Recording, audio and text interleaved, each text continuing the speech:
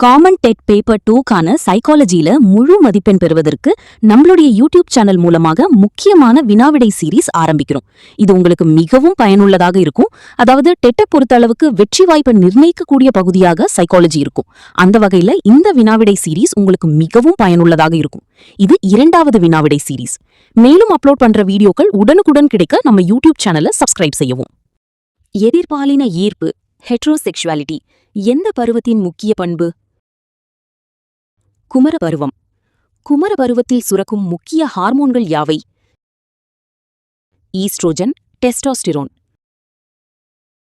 மன வெளிச்சி இமோஷன் என்பது எந்த லத்தீன் சொல்லிலிருந்து பிறந்தது? ஈமோவேர். அடக்கி வைக்கப்பட்ட மன உணர்ச்சிகளை வெளிப்படுத்துதல் எவ்வாறு அழைக்கப்படுகிறது? கதார்சிஸ்.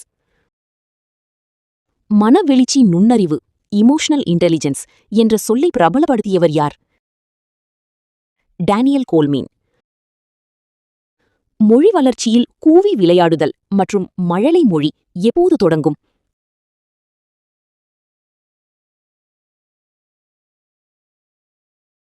தந்தி பேச்சு என்பது எந்த வயதில் நிகழும்? 18 முதல் 24 மாதங்கள்.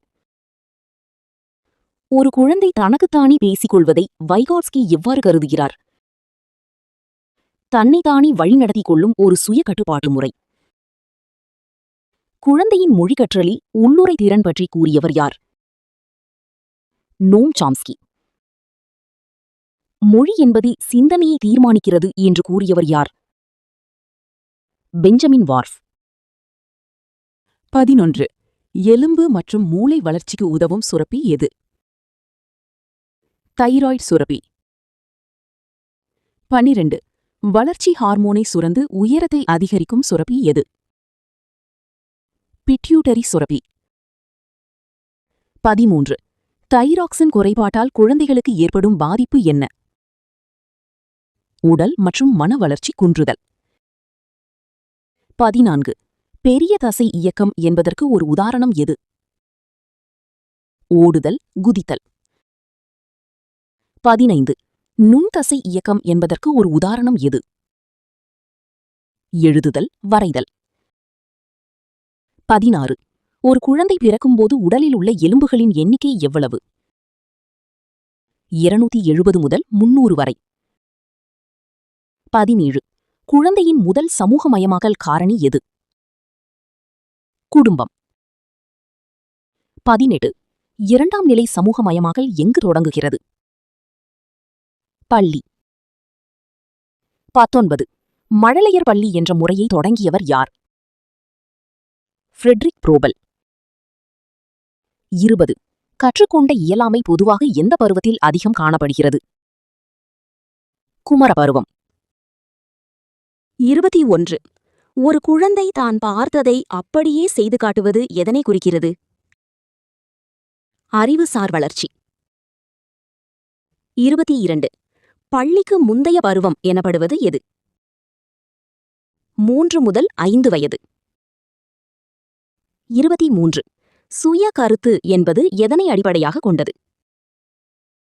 மேலே கூறிய அனைத்தும். 24.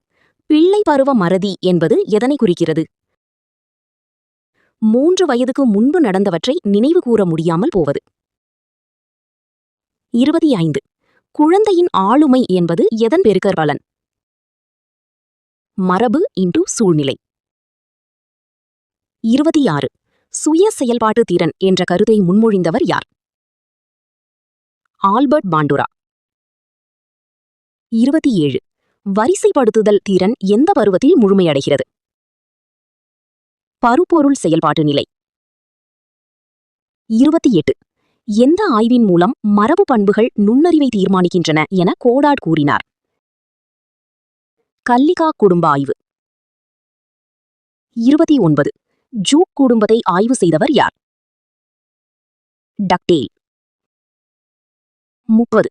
மரபு வழி பண்புகளை அளவிட உதவும் முதன்மை ஆய்வு எது? இரட்டையர்கள் ஆய்வு.